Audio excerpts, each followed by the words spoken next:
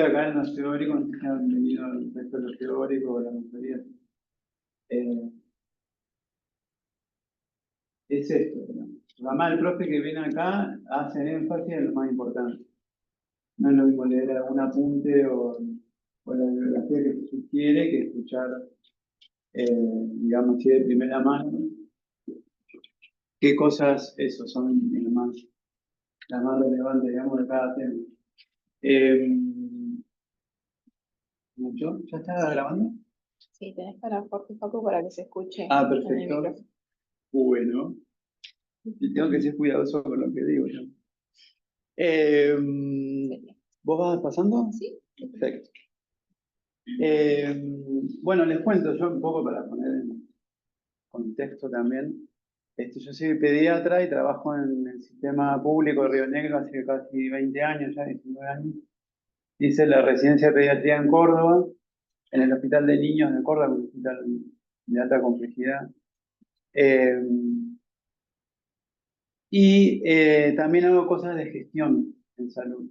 Así que un poco la idea de de esta clase es ver cómo esto que parece a veces un poco medio muy teórico, ¿no? Así como estadística y epidemiología y buenas eh, proporciones, tasas, porcentajes y qué sé yo. Un poco la idea es que se lleven de acá de que realmente se usa, o sea, realmente tiene un uso en la diaria, digamos, donde les toque trabajar, sea en lo asistencial, sea en alguna cosita de gestión, con alguna jefatura o no, y en cualquier nivel, en el primer nivel, en el segundo, en el tercero, en lo más complejo, en el territorio, buenas. Eh, Esto lo van a usar siempre. Y de hecho, lo van a usar incluso si hacen solo asistencial, incluso con los pacientes, digamos, nada más.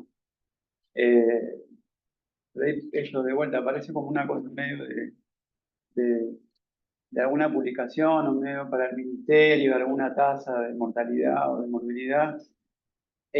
Sin embargo, uno cuando está, repito, hasta atendiendo pacientes, eso lo tiene siempre que tener en la cabeza.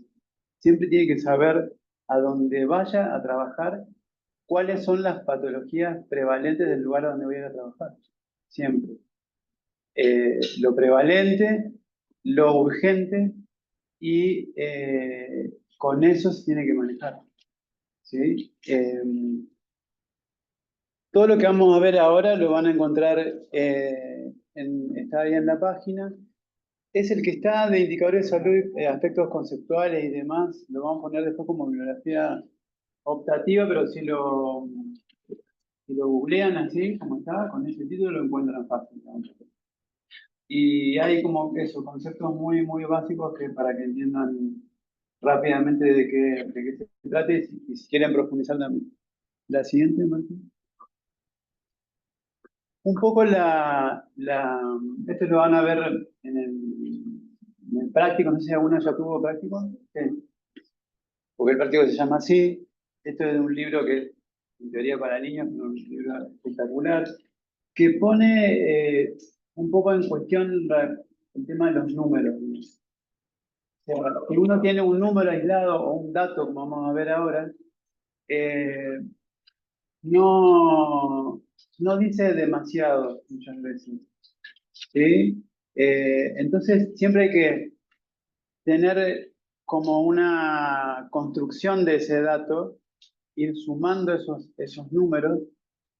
Eso es lo que me va a dar información y a su vez, con esa información que yo voy a tener, si la pongo en contexto y le voy sumando otras cosas que por ahí a veces no son números, sino son conocimientos, por ejemplo, de un territorio o preguntarle algo a algunas personas, no sé, a pacientes o a la gente que trabaja en esos lugares, y además ponerlo de vuelta como en un contexto, una perspectiva de varios años, por ejemplo, o depende de qué, de varios meses, o si la cuestión esta es estacional, por ejemplo, eso ya me da un conocimiento, que es distinto. No es lo mismo tener un dato que tener una información sobre algo, que tener el conocimiento de una cuestión. ¿Sí? Nosotros lo que tenemos que tener para tomar buenas decisiones es conocimiento, ¿sí? Porque con un dato aislado, no, de vuelta, no nos dice mucho. Bueno, somos más ahora. La otra, Martín. Por ejemplo, si yo le digo que vamos a ver bien lo que son los indicadores de salud. Pero si ustedes ven este cartel, a qué le suena? O sea, es un cartel de tránsito. ¿Eso de qué es? Velocidad máxima. Si uno ve así, te dicen 80 kilómetros por hora. ¿Eso es mucho o es poco?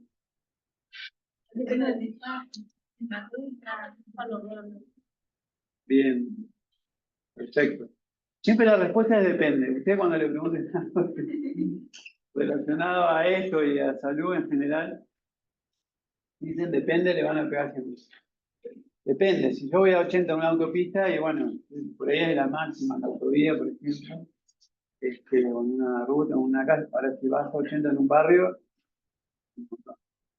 entonces siempre, la próxima, lo que vamos a tratar de entender es esto, cómo se construyen todas esas cuestiones que nos van a ayudar para tomar las mejores decisiones a nosotros en un consultorio, o a un jefe de servicio, o a un director de un hospital, o a un ministro de salud, o al jefe de un programa, para tomar las mejores decisiones. ¿Cómo se construyen esos indicadores? ¿Sí?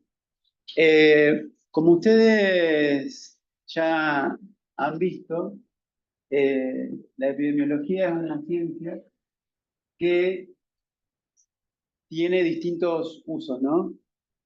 Y que tiene toda una historia. ¿Sí? Calculo que se acordarán ¿no?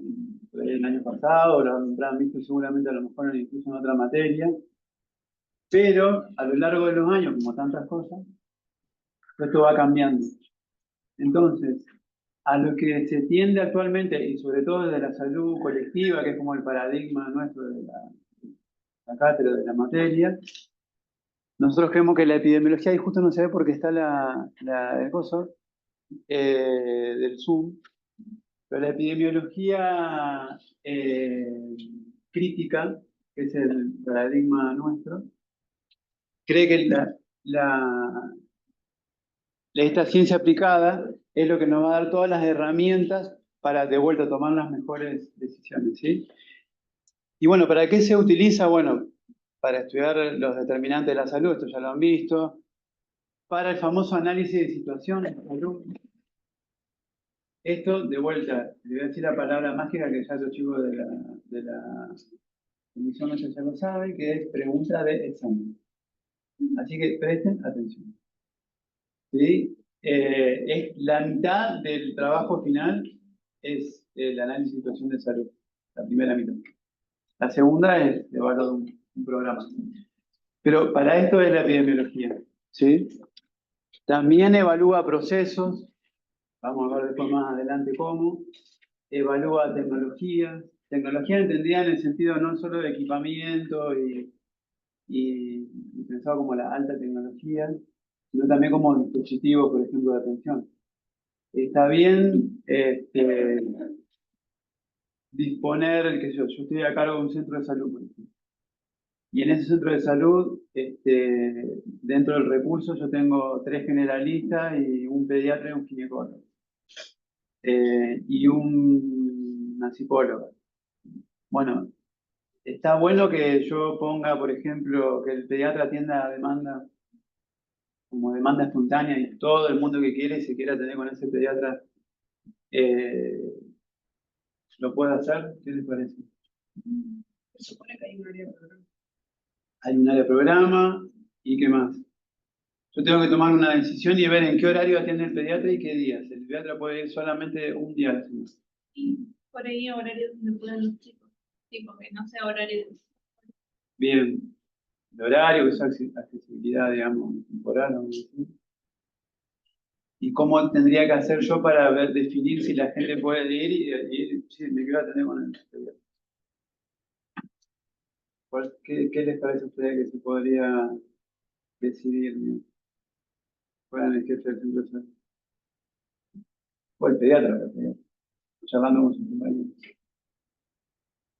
tiene un rango de edad. Que atiende un rango de edad. Recuerde, el ejemplo que le pongo, hay 3 médicos generalistas o de familia y un pediatra. Y el pediatra va una sola vez a la semana. ¿Cuál sería la mejor decisión? Que los médicos generalistas atiendan todo. El médico generalista atienda a todos, el hijo primero lo ve al generalista. Y después decide a quién tiene que. Bien. ¿Y eso qué me permite a mí? Bien. ¿Y eso en términos de APS, qué sería, digamos? ¿Qué concepto ahí da medio vuelta? Eso es un poco de atención por niveles, porque ahí sería como el primer nivel de atención, el pediatra va al primer nivel de atención, digamos, en términos de la estructura, va al centro de salud, pero hace como un segundo nivel. Eso te optimiza un montón los recursos. Te optimiza un montón los recursos. Además le sumaría esto del horario, está bueno también. Y eso tiene que ver con la epidemiología, porque yo voy a ver que las patologías prevalentes, por ejemplo, de la infancia, son las que ven los médicos de familia o los médicos generalistas. Y por ahí el pediatra, además de conocer la patología prevalente, también conoce de la patología que por ahí no es tan prevalente, pero sí puede ser mucho más seria, que requiere otras decisiones y demás. Entonces, esta decisión, por ejemplo, de la organización de un centro de salud, se apoya en la epidemiología. Y lo otro es vigilancia epidemiológica, que eso tiene que ver con los eventos de notificación obligatoria, por ejemplo. ¿Y a qué cosa remite que ustedes se acuerden o que alguno haya leído la vigilancia epidemiológica? ¿Cuál sería la diferencia entre epidemiología y vigilancia epidemiológica? La vigilancia epidemiológica hace referencia a enfermedades endémicas, ¿no? Sí, en general sí. Sí, ¿y qué otra cosa? ¿Qué cosa, digamos? Más para prevenir. Por lo que hablamos es que hay enfermedades que son más prevalentes en ciertas etapas del año. Y las actividades epidemiológicas, toda una evolución de las mismas. Una que no se prepara, por ejemplo, para el invierno, se tiene que. Bien, bien. Es así. Tiene que ver con eso que dijiste de la evolución.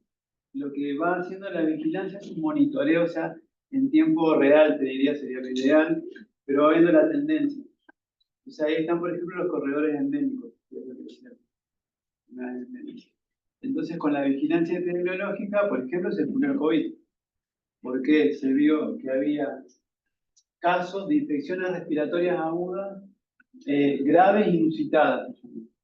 Eran infecciones respiratorias, neumonías, que en personas que terminaban en terapia y que no deberían haber terminado en terapia. O sea, eran personas jóvenes que de golpe empezaban con un cuadro respiratorio, dificultad para respirar, hipoxemia, terapia. 1, 2, 3, 4, y eso saltaron las alarmas, digamos. Así fue como se descubrió el SARS-CoV-2, digamos. ¿Sí? Y por ejemplo, así se descubrió ahora de esta cuestión que hay, no sé si escucharon que hay sarampión en el Valle Medio. Entonces, ese es otro de los usos muy importantes que tiene la. Por ejemplo, otra cosa, porque a lo mejor esto de vuelta, para traerlo a una cosa que a lo mejor mientras están estudiando, a lo mejor se sienten o se piensan más atendiendo gente en un consultorio. No es lo mismo si viene un pacientito, no sé, de 5 años con fiebre en verano en Misiones, que si vos tenés un paciente de 5 años con fiebre y moco, no sé, en Santa Cruz, en invierno. No es lo mismo. Por ahí la edad del paciente y la temperatura alta es lo mismo, pero si está en Misiones y en verano, estoy pensando en dengue. Cuando estoy en Santa Cruz, pienso otra cosa. Entonces siempre va a ser como la puerta de entrada, digamos, al abordaje de cualquier problema de salud. ¿La otra, Martín? Esto eso que decía perfil sanitario de Río Negro, es un análisis de situación de salud que publicó el Ministerio de Salud hace un par de años. Está buenísimo, por eso lo dejamos como bibliografía, porque es bastante concreto, es corto, tiene, no sé si 20 páginas, tiene gráficos lindos, es fácil de entender. Y ahí ustedes, ni siquiera hace falta que lo estudien los números, nada, pero es solo para que vean cómo se encara un análisis de situación de salud, cómo es el paso a paso. Por eso está de todas las provincias. Está colgado el de Río Negro y el de Neuquén en Petco. Y empieza así con esa imagen. La otra, Martín. Lo primero que te dice es cuánta gente vive en Río Negro. Bueno, además del mapita, ¿no? Que te ubica en Patagonia. La extensión, entonces de ahí sacar la densidad poblacional. Entonces, ¿esto para qué es? Es para que lo lea alguien que no conoce de Río Negro y que a lo mejor tiene que tomar una decisión. Un ministro de Salud de la Nación, por ejemplo. O un organismo de financiamiento externo que tiene una plata y quiere invertirla para mejorar la salud, ¿viste? Esos programas del Banco Mundial, no sé, la OPS, ponele, quiere tomar alguna provincia de Argentina como prueba piloto para X. De hecho se hace así, por ejemplo, para el plan ENIA, ¿le suena el plan ENIA, que es el de embarazo no intencional en adolescentes? Podemos ver unos numeritos ahí. Esos planes y programas nacionales, en general se hace una prueba piloto de un año en alguna provincia. Y esa decisión se toma a nivel central en base a esto, a la población, a dónde está, en qué región, si es Patagonia, Cuyo, no, ANEA. Entonces así arranca el análisis de situación de salud. La siguiente. Y acá, ¿qué es lo que está en un análisis de situación de salud? Los indicadores demográficos, los socioeconómicos y los de salud. Eso sí lo vieron, ¿no? O les suena, por lo menos. A grandes rasgos, esas son las categorías, digamos, en las cuales se clasifican los indicadores para los análisis de situación de salud, ¿sí? Primero los demográficos, yo tengo que saber cuánta gente vive en ese lugar. Y además, ustedes también vayan haciendo el ejercicio de pensar si se van a trabajar a el CAPS, progreso de Ashland. Lo primero que tienen que preguntar cuando llegan es cuánta gente vive en ese lugar, cuál es la población a cargo que tengo. Y de la población a cargo, discriminar los rangos etarios, ¿sí? De vuelta con el ejemplo que había un pediatra y 3 generalistas, por ahí justo tocó en una población donde hay pocos niños, que están muy envejecidos, por ejemplo. O que hay en un rango hay menos, porque migran, por ejemplo, eso pasa mucho en las localidades rurales, que de golpe hay un rango etario que hay pocos chicos, se van a las ciudades grandes. Eso es lo primero que hay que saber, cuál es la demografía del lugar. Dentro de eso tenés la población, eso de vuelta, un rango ahí, por ejemplo, pone la población mayor de 65 y la tasa de natalidad. De lo socioeconómico, en general se usa esto, el PBI per cápita, la pobreza, el desempleo, bueno, y el índice de desarrollo humano. Esto es medio nuevo, el índice de desarrollo humano como que toma varios atributos para calcular eso. La que sigue, esto no es para que se lo aprendan ni de memoria ni nada, de vuelta, para que tengan una idea que esas son las 3 dimensiones: demográfico, socioeconómico y de salud. Eso lo habrán visto, que cómo se presentan, digamos, de manera gráfica los indicadores. Los demográficos típicamente es la pirámide poblacional, ¿sí? ¿Lo vieron esto el año pasado? Sí, que cada pirámide tiene una forma distinta, si una población joven, envejecida y demás, ¿no? Eso, bueno, hace años que hay como una transición epidemiológica que se va, eso, como envejeciendo la población, ¿sí? Va tomando esa forma como de más tipo columna y no tan ancha en la base. Hace, no sé, 10, 20 años atrás no era así la pirámide poblacional de Argentina ni de Río Negro. La que sigue, Martín. Entonces, demográficos, Los socioeconómicos no me detuve mucho para no aburrirlos, y los de salud. De salud tenemos distintos indicadores, ¿sí? Este, por ejemplo, es de cobertura. ¿Cuál es la cobertura de salud que tiene? Fíjense que no es solo salud en términos de enfermedad, muerte, sino también de los servicios de salud y del acceso a los servicios. Este, por ejemplo, es de cobertura. ¿Cuánta gente tiene cobertura pública exclusiva? Que acá en la forma que lo presentaron ellos. Che, me voy a poner la campera porque tengo que...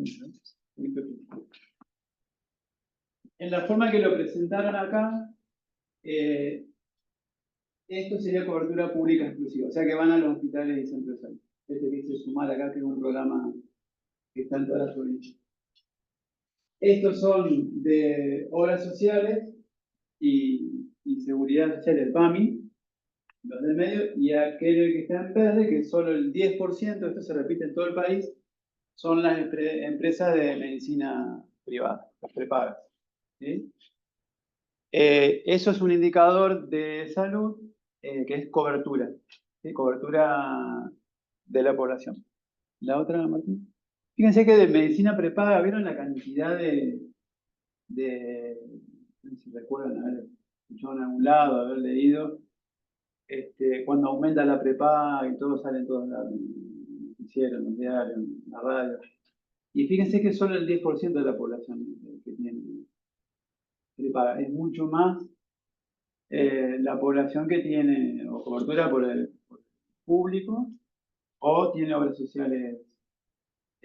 Obras sociales, recuerden que están asociadas al empleo. Y al empleo, o sea, trabajo en blanco, trabajo registrado. Sea en el Estado, son las obras sociales provinciales, o, por ejemplo, de acá de la FACU, de las universidades, o por rama, digamos, de trabajo, PRERA o SECAR. Depende de dónde laburás, tenés la obra social.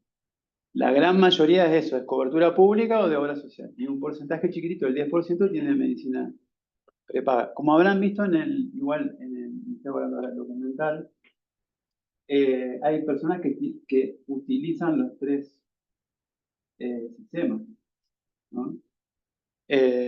La otra. Y esto, por ejemplo, eso es capacidad prestacional, se llama. Fíjense que son dos mapitas, los dos mapas muestran lo mismo, pero es esa gente que tiene esa cobertura, o sea, que tiene obra social, que tiene, ponerle IPRO, instituto, o tiene PAMI o tiene cobertura solo por hospitales y centros de salud, ¿a dónde puede ir? Y eso está graficado en ese mapito. ¿Sí? ¿Leyeron lo del mapeo? ¿Sí? ¿Qué les parece?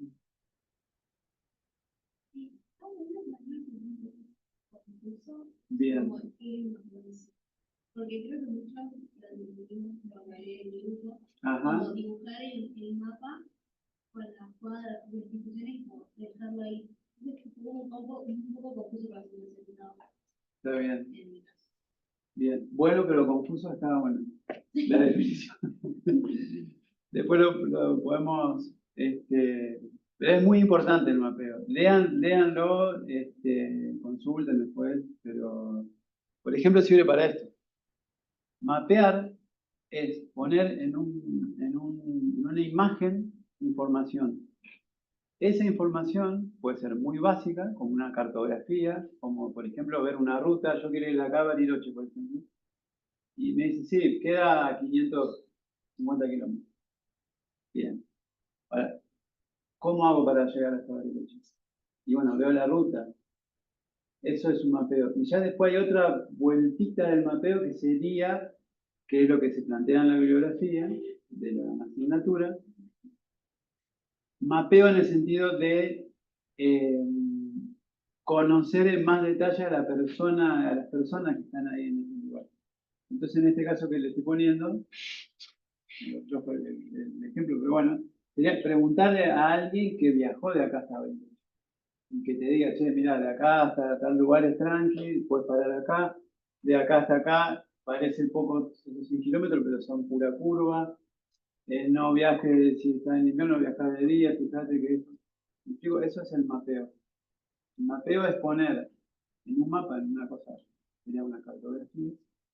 Información. Esa información, cuando es cuantitativa, es muy, digamos, muy relevante, pero cuando también es cualitativa, o sea, cuando vos tenés no solo los números, sino alguien que te cuenta algo de ese lugar, es todavía mejor. A eso más o menos apunta el nombre. Hay una cosa muy básica que es definir el área de programa o el área de responsabilidad sanitaria, y hay otro mapeo que es más de la sociedad. Tiene que ver con eso. Pero bueno, me acordé de lo del mapeo porque esto es eso. Acá están mapeados los efectores de salud, lo público y lo privado. Fíjense que hay en toda una vasta región de la provincia que lo privado es lo violetita acá, el púrpura. Todo lo otro celeste, medio turquesa, es público.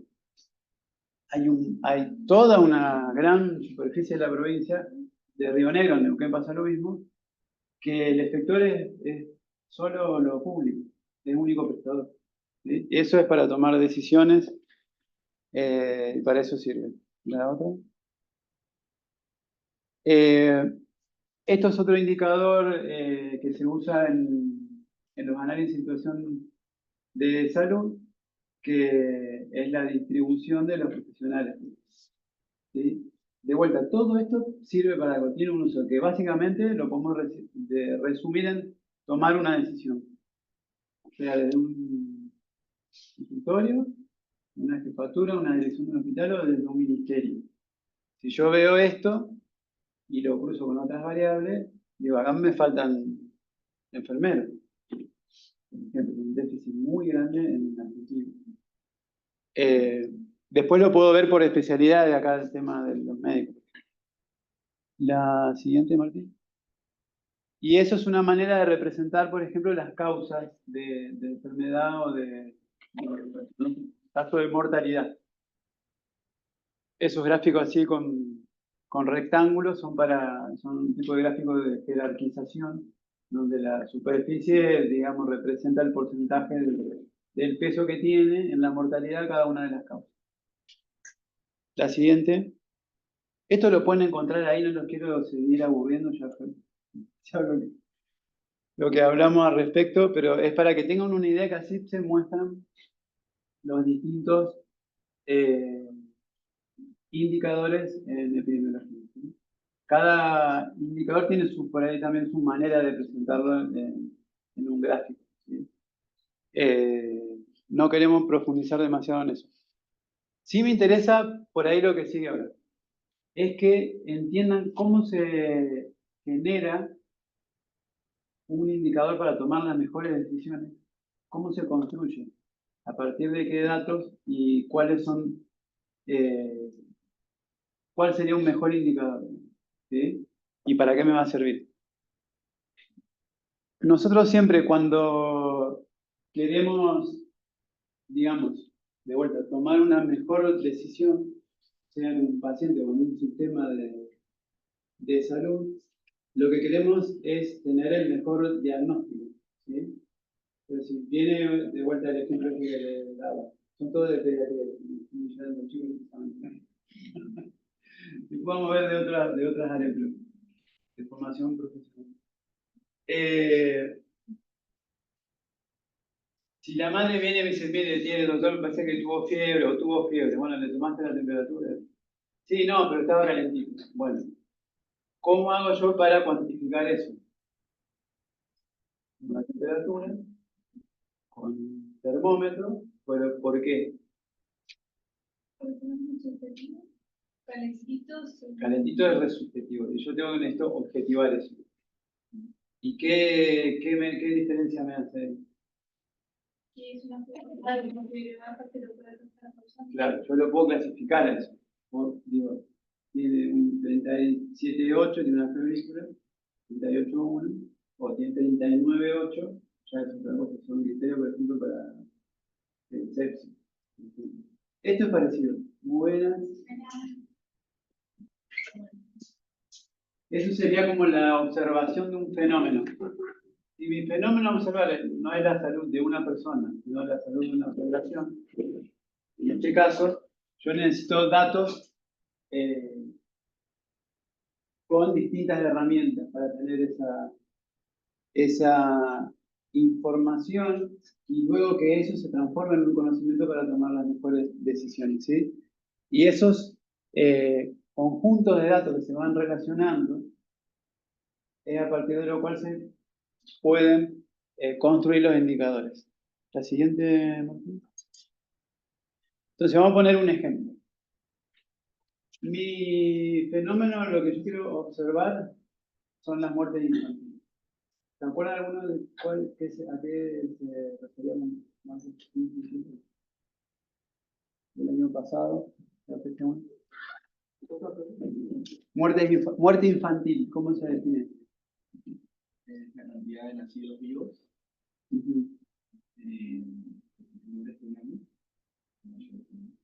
Nacidos vivos está en el indicador, en la tasa, pero ¿cuál sería el numerador?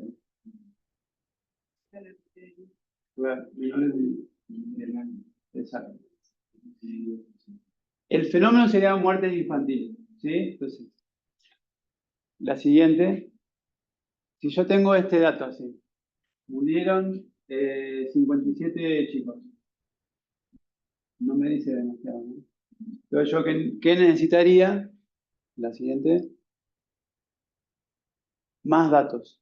Si yo ya le digo que esos 57 menores de un año fallecieron en Río Negro, esto se puede correr de aquí para abajo, porque por ahí me tapa a lo mejor algo y... Ahí. Ahí está. Si yo ya les digo que estas 57 defunciones son menores de un año y que se produjeron en el año 2022 y que se produjeron en Río Negro, ya con todo ese conjunto de datos ya me estoy acercando a tener una información relevante, digamos, ¿sí? De vuelta para tomar alguna decisión. ¿Qué sería lo que falta acá? Los nacidos vivos de ese año.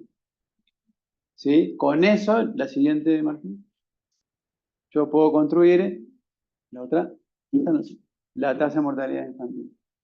Es una tasa que es muy utilizada, es una tasa que se usa sobre todo en la macrogestión, digamos, en los niveles centrales, no tanto en los niveles, en el primer nivel de atención, por ejemplo, porque para los distintos niveles de complejidad hay distintos indicadores, ¿sí? En este caso es un indicador que se usa mucho, pero en el nivel central. Pero esa es la manera, lo que, digamos, interesa en esto es que entiendan que no es lo mismo tener un dato aislado. Vi 5 neumonías en el último mes. Un montón. No. O sea, no digan nunca mucho, ni poco, ni nada es mucho ni poco. Todo depende, como digo al principio. ¿Es mucho 7? Bueno, ¿es mucho 80 kilómetros por hora? Depende. Todo hay que ponerlo en relación con algo, ¿sí? Todo es relativo. Algo. Entonces, de esa manera se van construyendo los indicadores, ¿sí? Con esa información y puesta en contexto, yo voy a tomar una mejor decisión. Un indicador, entonces, para repasar, lo que intenta es mostrar una realidad, ¿sí? Intenta reflejar eso. Y siempre recuerden esto, que es una estimación, ¿sí? Porque es prácticamente imposible tener, digamos, el número exacto. Nunca son exactos los números. Siempre es una estimación. A lo que se tiende, vamos a ver cuáles son los atributos deseables de un indicador, es que esa estimación sea lo más cercana posible a la realidad que yo quiero medir, ¿sí? Y de vuelta, esto también ya lo han visto, recuerden que todo esto siempre está en relación a una población específica que está en un lugar específico en un tiempo determinado, ¿sí? ¿Qué les gustaría conocer si ustedes que vieron ahora recién la tasa de mortalidad infantil?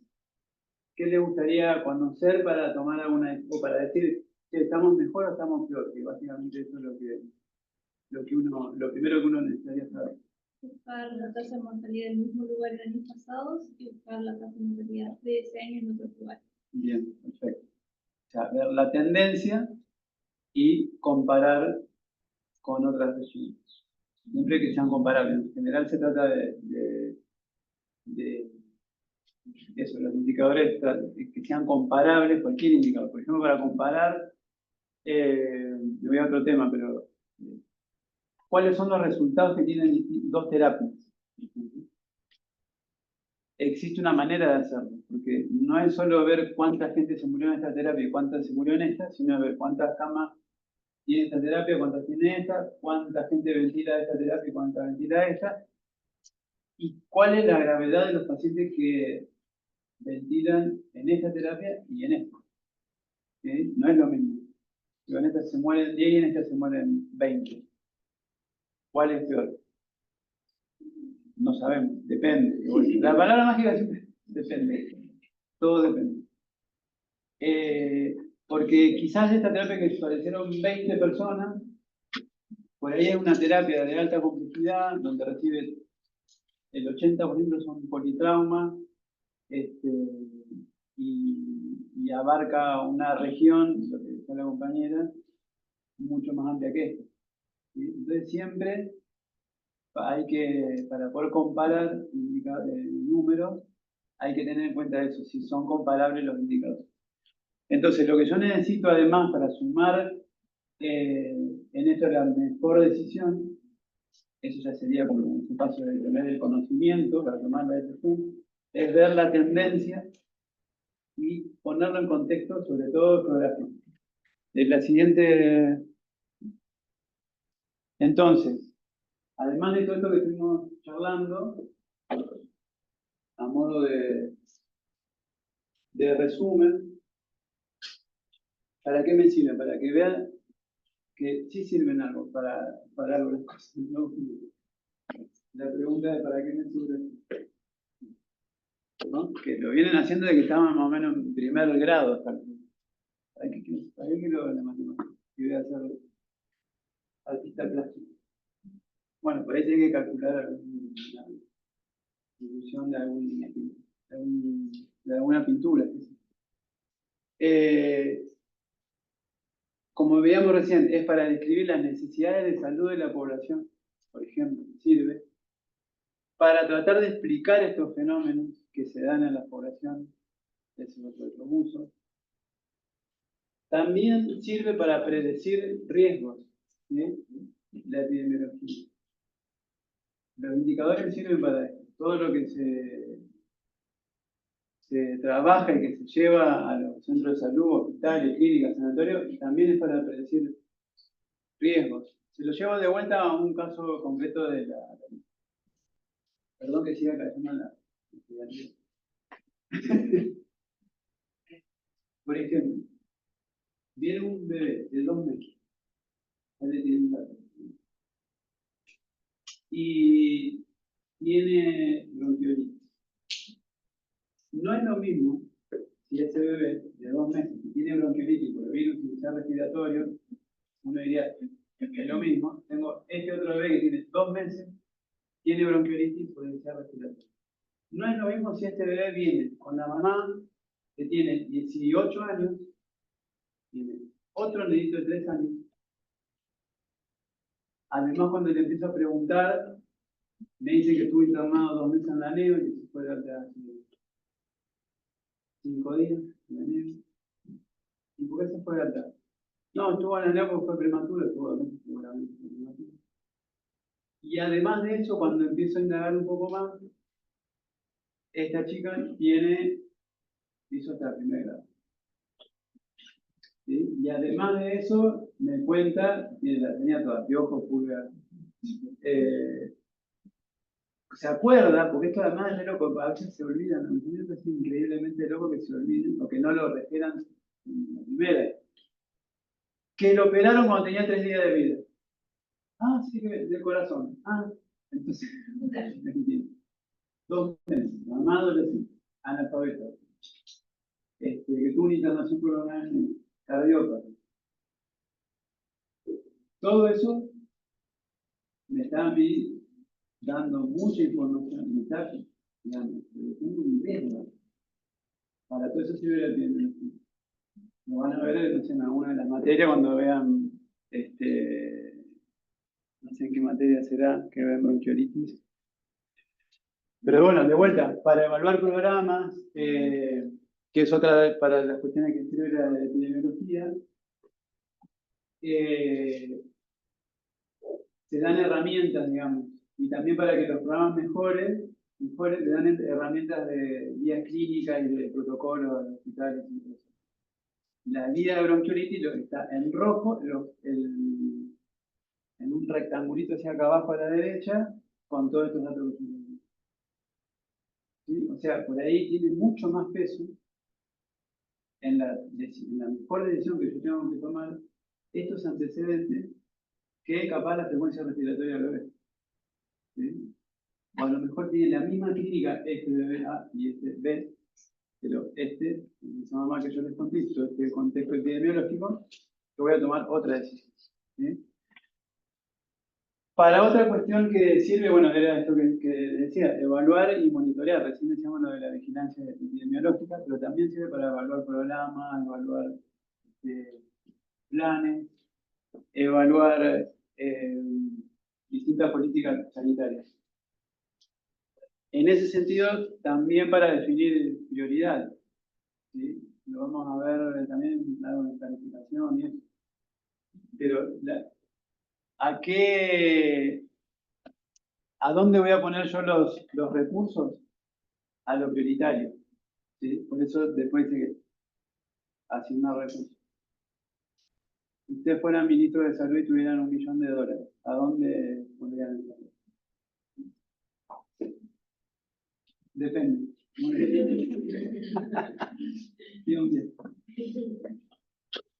Uno pondría ese $1 millón dependiendo de lo que me muestre toda la epidemiología y todo esto que yo voy a pedirle a el ministerio, los distintos programas y planes, y ahí va la plata. ¿Sí? Así debería ser. Por otro lado, una cosa que por ahí a veces no circula mucho y también a veces un poco, yo le diría, espinoso hablar de este tema, pero la rendición de cuentas también es una cosa para la que sirven los administradores. ¿Sí? O sea, yo asigno recursos a mi prioridad y a eso prioritario que yo le asigné recursos, después le tengo que preguntar cómo le fue. Y ahí tengo que ver cuál fue la efectividad de eso. ¿Sí? De esa acción que yo tengo, sea un proyecto, un piloto, un plan que lleva muchos años o todo un programa. ¿Sí? Eso es la rendición de cuentas. Y a eso por ahí no estamos muy acostumbrados a hacerlo.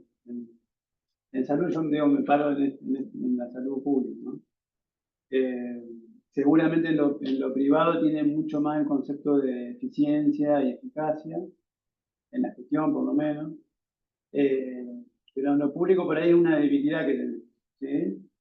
Un ejemplo clásico, que además ahora tuve la oportunidad de verlo más de cerca, es la folletería. Se gastan millones y millones de pesos en folletos y cartelería hace años, y se siguen gastando. Y yo, la verdad que hasta he buscado en algún momento, hice una búsqueda bibliográfica, para ver qué impacto tiene eso en términos comunicacionales, en términos de promoción de la salud. Y no hay. Y el gasto es importante, ¿eh? Y les puedo asegurar que los hospitales y centros de salud están llenos de folletitos guardados, apoyados en una caja. Cuando quizás esos recursos se podrían haber asignado a otras prioridades. Y quizás lo que hay que hacer es cambiar la herramienta. Un QR, un link a un TikTok, se está haciendo eso. Pero digo, ese cambio hay que hacerlo y para eso sirve también eso de los indicadores y la rendición de cuentas. Y lo otro que está tapado ahí dice promover la causa. Promover acá es una interpretación, digamos, una traducción no literal del inglés, que es advocacy, que es abogacía. ¿Qué es promover la causa? Es, digamos, pararse de mano y defender lo que uno, a donde uno puso los recursos. ¿Sí? O sea, yo he estado, ministro, puse toda esta plata acá, y estoy rindiendo cuentas y la tengo que defender a ese ministro. Eso es promover la causa. Y eso tiene que ver, en eso tiene que ver muchísimo la comunicación.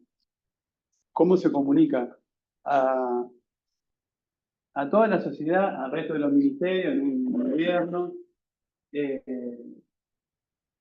Porque si no, a veces hay políticas públicas que empiezan a ser discutidas, sobre todo cuando hay cambios de gestión y hasta cambios de paradigma. Y esa discusión, por ahí se corre el eje y la discusión no está basada en la evidencia. Esto es también medicina basada en la evidencia.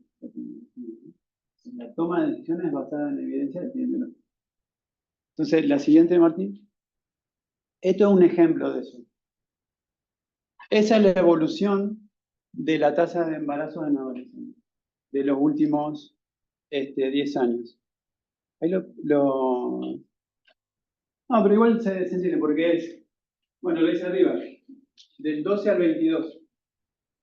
Estábamos en un 16% hace 12 años, y hace 2 años, que son los últimos datos publicados, están en el 7.2%. Esos son datos de Río Negro. Ustedes por ahí habrán escuchado en algún lado, como comentario, incluso de algún familiar, cómo puede ser, qué barbaridad, hablando de esto, del embarazo en adolescente. Y la realidad es esta, es que a lo largo de los años, la tasa la proporción del conjunto de personas gestantes, digamos, de adolescentes, es cada vez menor. Y esto tiene que ver, la siguiente, con esto, con políticas públicas. Salud sexual y reproductiva, con la ESI, con el plan ENIA. Esto salió en los diarios los últimos 2 o 3 meses, 4, 5, 6 meses. El plan de abordaje del embarazo no intencional en adolescentes, que es un plan que lleva más de 6, 7 años. Que de vuelta, como les contaba recién, el piloto se hizo en el norte. Las asesorías en salud integral en las escuelas secundarias. Todo esto, la siguiente imagen, son políticas sanitarias. ¿Sí? Entonces, con estos numeritos que no son datos estadísticos, así en el aire, es que se defienden eso que decía ahí, promover la causa. No, me acordé porque en realidad me venía cuando lo estaba armando, me venía a la cabeza Defender la Alegría, que es una canción. Voy a poner ahí alguna. Defender la Alegría es una canción. La tasa de embarazos de adolescentes son termino. Sí. Sí, todo esto es interesante también. ¿Por qué? ¿Cómo mide uno? Ahora vamos a ver con los atributos del desarrollo del indicador. ¿Cómo medís proporción de embarazo? Con los recién nacidos vivos. Esa es la primera. Porque no podés ir viendo personas que están chicas embarazadas, porque no sabés qué resultado va a tener, no sabés cuándo está embarazada, si tomar de la semana 1, de la semana 6, desde que se hizo el debate, entonces siempre, para todos los indicadores que tienen que ver con lo materno o perinatal, el denominador es más importante. Todo. Pero bueno, esto no es magia de Joaquín, son políticas públicas que haya caído esa tasa. Y te digo más, eso es proporción en general, pero la tasa es una tasa específica, pero hay también más específica que sería tasa de embarazos tempranos, que hasta los 15 años. Eso cayó todavía más. Y se lo digo en números absolutos. Cómo ver cómo hay información que también nos dan los números absolutos. aunque no sea una tasa, aunque no sea una proporción. Hace 10 años hubo 57 embarazos menores de 15 años. Y hace 2 años eran 10. Tremendo. Y es esto, es promoción del derecho, digamos. La siguiente. ¿Cuáles son los atributos deseables de un indicador? Venía acá. Que es lo que decíamos recién. Lo primero que tengo que ver es que haya datos. Porque si yo no tengo de dónde sacar los datos, no puedo tener información. ¿Sí? No puedo construir ningún indicador si no tengo datos. Datos accesibles. Porque a lo mejor a mí se me ocurre medir cuál es la prevalencia de la diabetes en Río Negro. ¿Qué podría ser? ¿Qué se le ocurre? Son los chicos de la clínica. Bien, ¿de la interés clínico? ¿De quién? Podría ser, digamos, una forma. Podría ser. Buscar en el programa de crónicos. Buscar en los programas de crónicos, ver en las historias clínicas, y ahí pónganse que yo hago eso. Miro todas las historias clínicas de qué tendría que ver.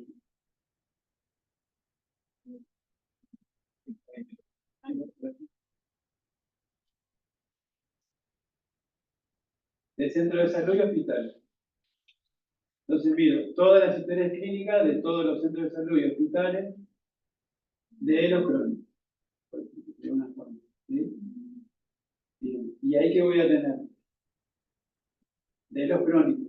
Y de solo los crónicos de los gente que tiene cobertura pública exclusiva, como vimos al principio. Entonces ahí me deja fuera, como vimos, es un tercio de la población. Depende, hay lugares que es más, la mitad un poquito más. Entonces ahí ya tengo un indicador como mínimo, o sea, sesgado, porque lo puedo explicitar, tengo que decir, este indicador, acá yo puedo sacar la prevalencia de la diabetes, además tengo que identificar que ahí diga diabetes, qué tipo de diabetes, es 1, 2, etc. Pero solo de las personas que tienen cobertura pública exclusiva o que van a hospitales exclusivos. ¿Sí? Entonces, todas esas cosas hay que tener en cuenta. Y lo otro es, en ese sentido, lo que yo pensaría en esto, que no se corte, ¿qué sostenibilidad tiene eso? En el tiempo tendremos que seguir sosteniendo esa medición, que sea factible de sostener esa medición. ¿Sí? Y además ese dato tiene que ser válido. ¿Sí? O sea, tiene que estar midiendo lo que yo quiero medir, la realidad, el fenómeno que yo quiero medir. ¿Sí? Otra cosa importante, un atributo que tiene que tener un indicador es la oportunidad. Yo no puedo estar midiendo, por ejemplo, neumonía y hacer un consolidado de todo el año y verlo el año que viene una reunión en abril. Y en abril en la reunión con el programa de finales transmisibles, digo, sí, en el primer cuatrimestre del año pasado hubo un aumento preocupante de la neumonía. ¿Sí? Para eso es la vigilancia epidemiológica y por eso esa es la oportunidad de los indicadores. ¿Sí? Ojo, hay algunos que sí necesito esa perspectiva de año, la perspectiva de un año. ¿Sí? Los corredores endémicos que decíamos recién, necesariamente tienen la perspectiva anualizada porque además son estacionales y uno va viendo toda esa tendencia, esa curva. La otra cosa muy importante es la reproducibilidad. ¿Qué significa? Que yo lo pueda medir igual en otro lugar, que es lo que decía la compañera, comparar con otras geografías. ¿Sí? Pongámonos de acuerdo. O por ejemplo, si queremos medir esto de la prevalencia de los diabéticos en centros de salud y hospitales, bueno, tenemos que estandarizar una manera de registrar las cosas, porque si no, no es reproducible. ¿Sí? Y uno necesita comparar. ¿sí? Recuerden que evaluar siempre es comparar, siempre. Uno compara contra sí mismo en el tiempo o compara con otros, que están en otros lugares. Lo que decíamos recién de la sostenibilidad, o sea, no puede ser en un periodo y lo mido así y saco esta conclusión y listo, no lo hago más. No tiene que tener una continuidad. Y sobre todo esto que es el para qué, estas últimas dos cosas. La relevancia, digamos, de la información del indicador. ¿Sí? Esto que yo me pongo, me empeño, diría mi abuela, en este trabajo, porque es un laburo, tener indicadores buenos y que sean válidos, que sean factibles, bla, bla, bla, es un trabajo impresionante y sobre todo en términos de registro y trabajo que se hace con Jason Hartnett. Necesito medir cosas que sean importantes, ¿sí? Primordial, muy necesario, es una canción de los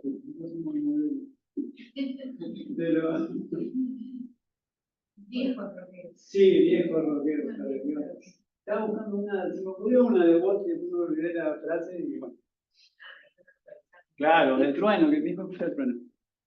Y Dylan. Digamos, si el indicador no es relevante, yo no me voy a poner a medir, por ejemplo, la prevalencia. Ay, esos datos, digo, me voy a poner a medir la prevalencia del acné en la población del Valle Medio para compararla con. No. Por ahí es muy importante para ese chico que tiene acné, pero no. Tiene que ser muy importante, tiene que ser relevante lo que yo voy a medir. Pero sobre todo, ¿para quién tiene que ser relevante? ¿Quién lo tiene que comprender a esto? ¿Quién lo tiene que entender? Tiene que ser comprensible un indicador. Eso es un atributo deseado. ¿Quién lo tiene que entender? Y yo le diría lo tiene que entender rápido, porque tiene poco tiempo. Bien, porque tiene que tomar la decisión. Ustedes se van a tomar el tiempo, a lo mejor de los que están acá, alguna vez alguno va a estar en algún lugar de gestión y le va a tener que llevar le van a pedir un informe, le van a decir, che, Facundo, traeme el informe de la calidad y la cosa, ¿cómo anda el tema perimetral? Traeme un informe. Y van a estar con insomnio, armando un informe para una persona que tiene que tomar una decisión, que es plata, que tiene muy poco tiempo de atención. Entonces tiene que ser comprensible. Por eso los indicadores son medidas de la pública. La que sigue. Esto nada, es un ejemplo de cómo la tendencia es importante, lo que decíamos recién. Y veíamos con lo del embarazo adolescente y para que vean también que los indicadores se pueden ir desagregando. Esa es la de mortalidad infantil y está la del componente neonatal y el postneonatal y cómo se fue reduciendo en 10 años, el que sigue.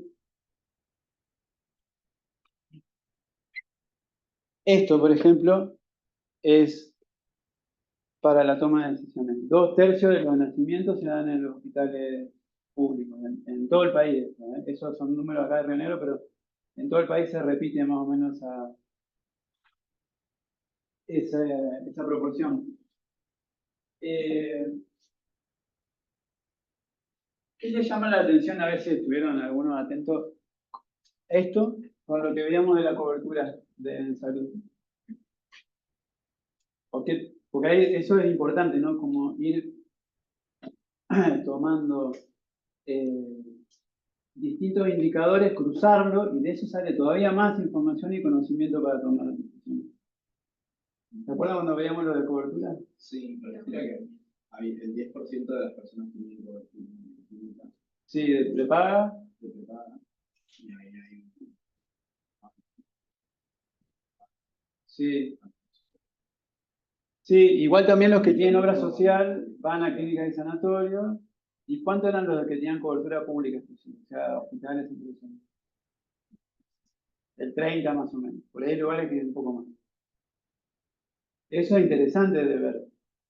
¿Por qué las personas de Río Negro, según los datos que están acá, más o menos 30% tiene cobertura pública exclusiva? Sin embargo, el 2/3 de los nacimientos son en hospitales. Quiere decir que nacen chicos ahí cuya mamá tiene cobertura de obra social y le paga. ¿Sí? Bueno, y lo que dice acá abajo de domiciliarios es una proporción, un porcentaje.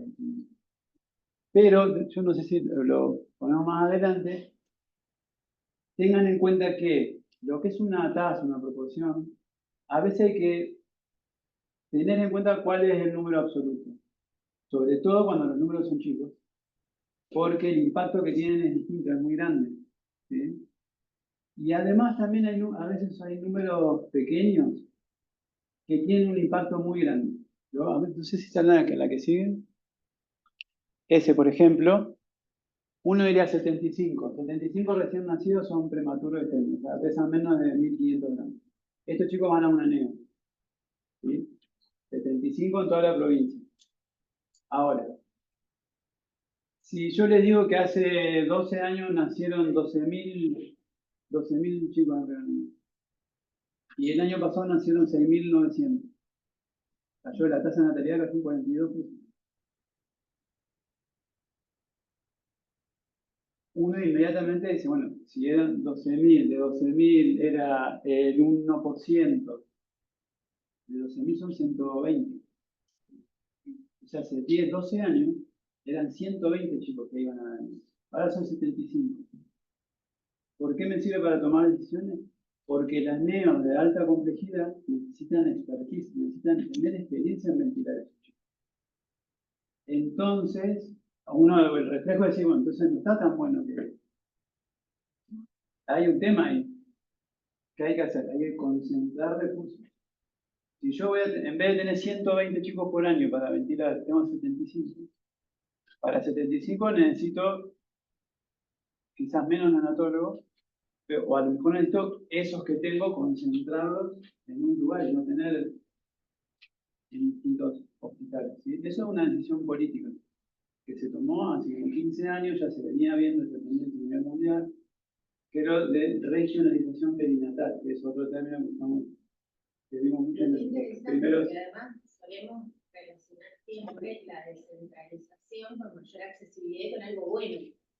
Y este ejemplo que vos estás trayendo, que tan disperso, más cerca por ahí de donde la gente vive, no siempre es lo mejor, porque genera una menor experticia en algunas cuestiones para que Exacto. tenerla.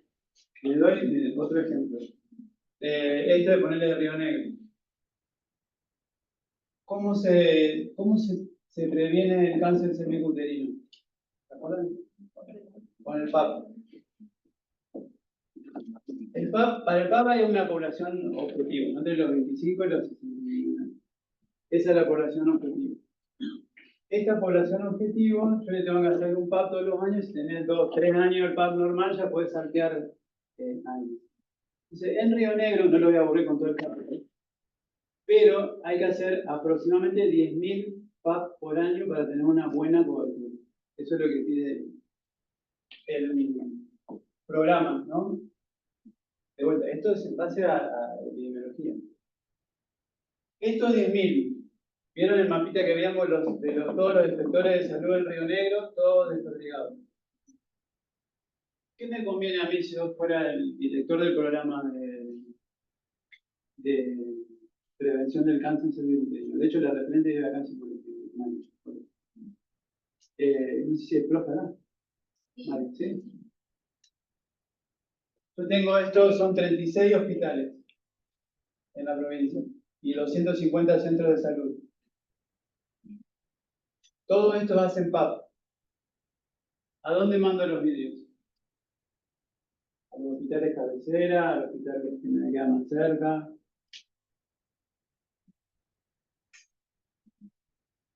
¿Qué les parece? Sí. Es medio, se lo ataque porque se parece a lo que dijimos recién. Lo que yo tengo que hacer es regionalizar. Ese control, regionalización, redes integradas del servicio de salud. Hagan un tatuaje así cuando hacen un buen. Ya saben. Lo que yo tengo que hacer es mandar estos vídeos que se llama citología exfoliativa, acá a Viedma, Bariloche y a Cipolletti. Porque además, esto, vamos a poner un número más redondo, son 15.000. Mando 5.000 a cada lugar. ¿Pero por qué? Por lo que dice de la experticia que dice Claudia. Está comprobado que una persona que hace citología exfoliativa necesita ver por lo menos 5.000 vídeos por año para tener un buen ojo y hacer un buen diagnóstico. En cambio, como se venía haciendo antes, era que vos te hacías un PAPI en Roca y se lo mandaba al patólogo de Roca. Te hacía un PAPI en Regina al patólogo de Regina. El de Chuele al de Chuele. Y terminaba viendo el anatomopatólogo 500 vídeos por año, mucho menos de lo que dicen las guías clínicas y demás. Súper ineficiente. Y además, un poco efectivo, un poco impacto, porque si te pasan un montón de chicas que tenían la realidad lesiones de alto grado, y a lo que se tiende es eso. Recuerden, ya lo vimos, ¿no es cierto? Pero bueno, para que vean que todo tiene que ver con todo. Redes integradas de servicios de salud, regionalización. Es esto. Para todos los programas, para la mayoría, no sé si.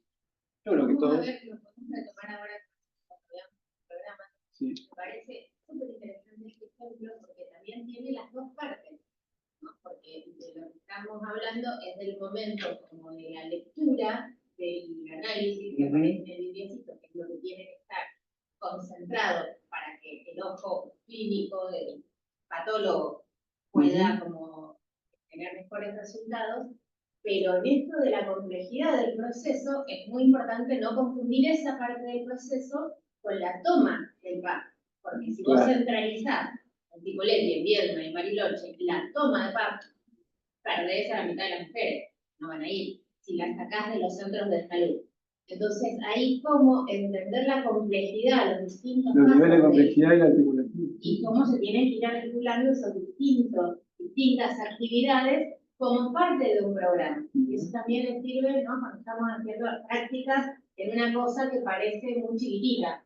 Bueno, pero eso chiquitito que estoy haciendo dentro de cuál programa tiene sentido, ¿no? Esa mirada un poco más amplia y en función de para qué, ¿no? No es solamente aprender a tomar pan, es pensar todo esto, todo ese proceso, para qué insumos hacen falta, por qué uno se hace en el centro de salud y el otro regionalizado, y qué problemas de salud estamos tratando de disminuir o controlar. Bueno, toda esa lectura tiene que ver con lo que ustedes estamos proponiendo en el trabajo final también, y vean que estos conceptos y los indicadores adecuados van a tener que ver con cómo dar cuenta también de estos procesos. Pero muy interesante, de dónde sacamos la información para tomar decisiones. No es que, porque es más grande. Bueno, porque ahí detrás una serie de conceptos que lo justifican.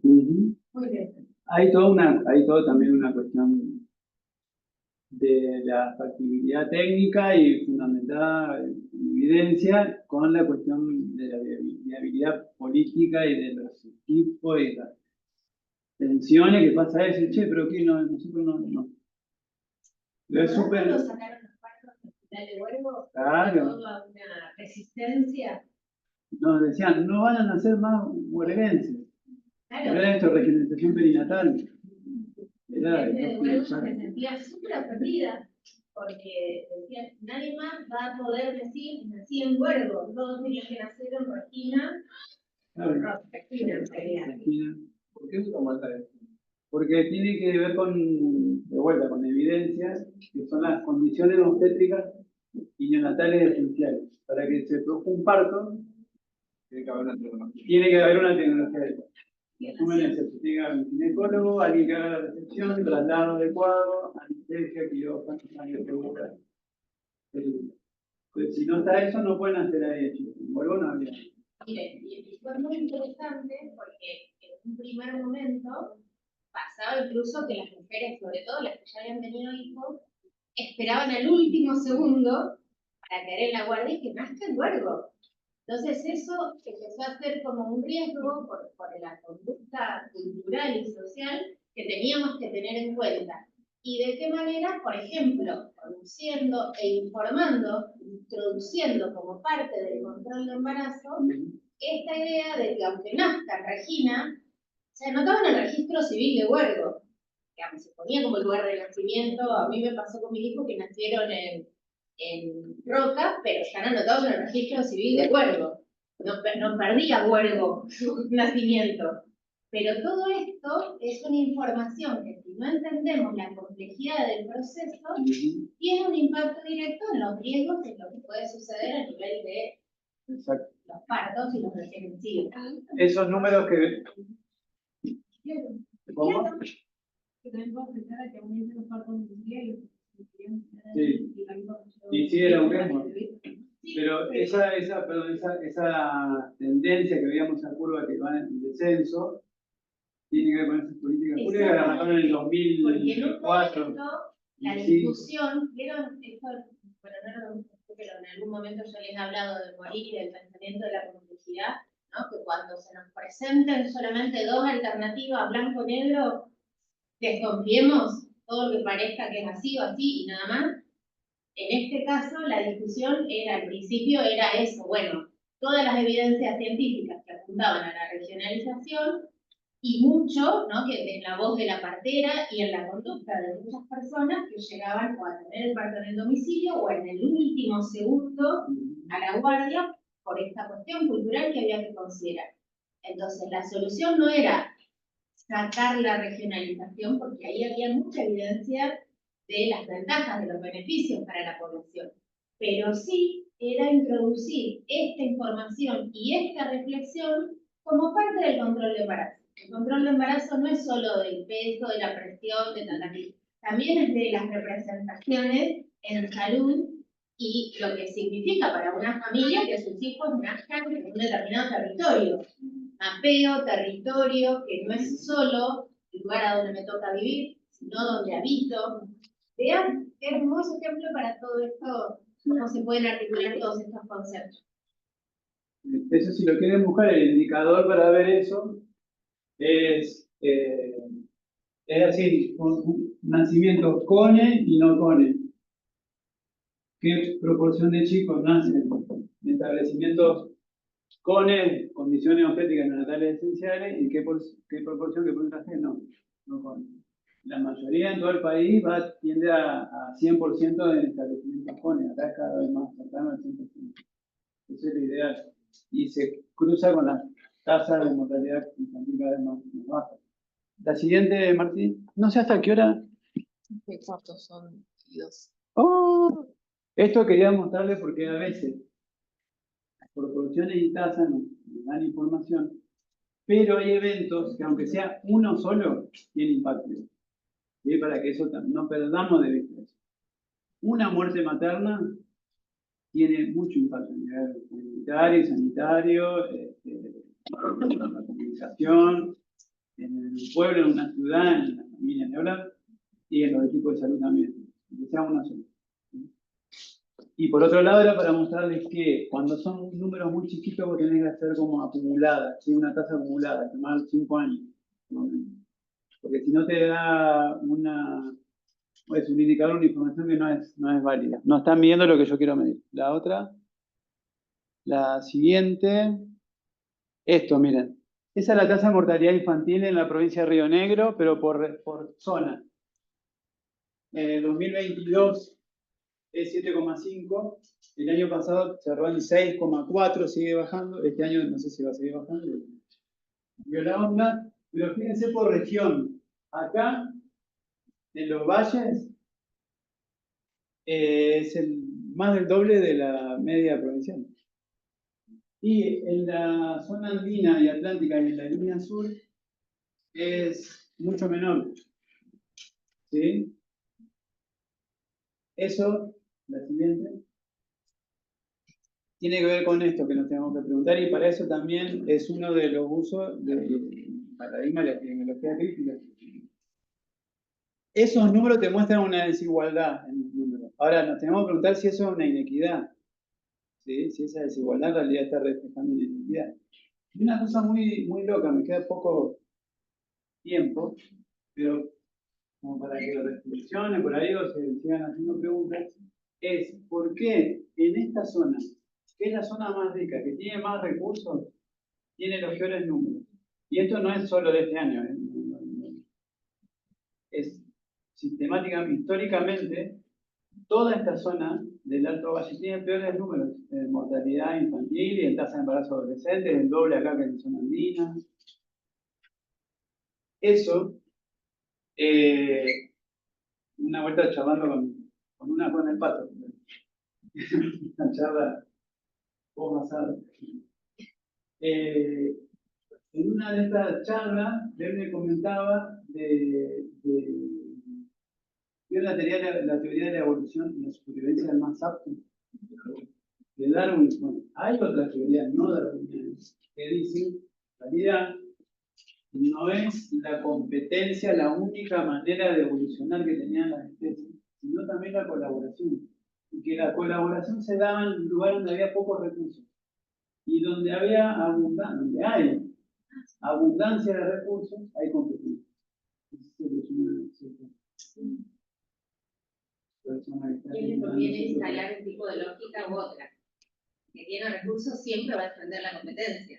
Donde hay competencia, o sea, donde hay mucha lucha de competencia, en esa lógica.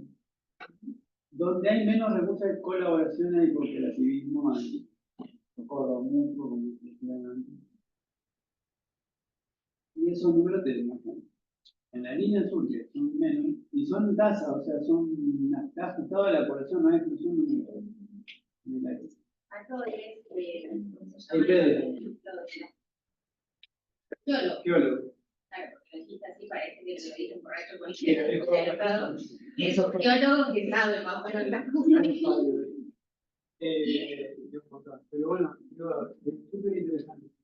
De hecho, hay algunos antropólogos que plantean que ese es no me acuerdo si lo tratamos acá, me parece que no, pero que ese es uno de los primeros indicios de cultura, ¿no? Que es un fémur sellado. Es decir, para que cuando encontraron los restos humanos de una fractura de un ser humano que estaba curada, o sea que esa persona se murió mucho después, significa que alguien lo cuidó. ¿Eso era madre de Luis? Sí, Sí, es súper interesante. Pero bueno, en esa charla, con este amigo, yo me acordé de este gráfico que yo lo había hecho para otra cosa. No, mira, estos números acá donde hay pocos recursos tienen mejores resultados. ¿Por qué será? La otra. Y esto es lo último para hablando de las representaciones en el control prenatal. Eso es consumo de sustancias psicoactivas en la población general, en este caso de alcohol. El pico es lo que se llama la edad fértil, entre los 18 y 45 años, ¿sí? Fíjense que al 76% llega entre los 25 y los 34 años. La siguiente. Esto es por sexo asignado a nacer. ¿Sí? Hasta el 58% trepa en esas edades. ¿Sí? La que sigue. Esto está sacado de la encuesta nacional de consumo y prácticas de cuidado. Está todo publicado. Hay diferencias, digamos, de acuerdo al sexo asignado. En general, la tendencia es que en mujeres van en aumento. La siguiente, ¿qué me interesa de esto? Esos números, ustedes retengan algunos, 70 y pico % de consumo de alcohol en población está justo en el rango etario donde se dan las gestaciones. ¿Cómo sacamos los datos nosotros en la cuestión perinatal? O sea, en los embarazos y en los recién nacidos. Con eso, que es el sistema informático perinatal. De vuelta, tiene viabilidad, tiene todos los atributos deseables. Tiene sostenibilidad en el tiempo, tiene 40 y pico de años de esto, del año 83, 41 años. La siguiente. ¿Qué nos muestran los datos del CIP? El 53%, ahí no se ve arriba, pero es no planificado de los embarazos. No están planificados. O sea, una gestación en ese rango etario que veíamos recién, donde el consumo de alcohol trepa hasta el 70, 70 y pico por ciento, no se planifica el embarazo. O sea que la gestación ocurre en el medio de un consumo, que puede ser problemático o no, pero un consumo durante la gestación es siempre problemático. En la no gestación depende, bueno, es muy amplio el tema, pero digo, en esa relación de consumo, sea de alcohol, una cervecita el fin de semana, o un vino el domingo, o lo que sea, o marihuana, cocaína, paco, lo que sea, en ese transcurrir, esa trayectoria, surge una gestación. La que sigue. Y nosotros en el control prenatal, en el control de embarazo, se pregunta eso. Se pregunta de una forma muy binaria, así que ¿consumiste droga durante este trimestre? Sí, no. Ni cuánto, ni qué, ni nada. Sí, no. Esa es la pregunta. La siguiente, si es alcohol, fuma o drogas. ¿Cuáles son las respuestas? Acá me interesa esto. Primer trimestre, en cada trimestre se pregunta, ¿sí? ¿Fumaste en este trimestre? ¿Fumaste en este trimestre? Esto sería, ¿tomaste alcohol durante, desde que nos vimos la última vez? ¿Tomaste? Esto es sin datos. Pasa del 8 al casi 20, al 31, 32% sin datos. ¿Qué le parece eso? Que no haya datos en el tercer trimestre. Cada vez hay menos datos. Sin datos es que está en blanco el casillero. La que sigue diciendo que sí, pasa de un 4 a un 0,9. Pero bueno, no importa. ¿Por qué les parece que pasa a casi un tercio de las chicas que se encontraron en el último trimestre y está en blanco eso que les mostré? No, estas son chicas que están en el control. Que no responden, lo ocultan, ya no se les pregunta. Esas son las hipótesis. ¿Por qué lo traigo esto? Porque la epidemiología crítica, a diferencia de la clásica, ¿no?, también triangula información y hace mucho lo cualitativo. Y vamos a ir a la siguiente. Esto es lo mismo, para el consumo de drogas es lo mismo, pasa igual. Acá más que se oculta es que no se pregunta, porque si vos le preguntás y te lo oculta, te dice no, es no. Y fíjense que el no cae, pero porque cae proporción, porque en realidad aumenta la especificidad. ¿Sí? La siguiente, quería mostrarle esto. Esos números que decía 4% era alcohol, ¿qué pasa si nosotros tenemos otra predisposición que se llama primera escucha activa, y otras herramientas para preguntar? Sobre todo una predisposición distinta y una representación distinta de lo que es el consumo, y otras herramientas. Tenemos otros números.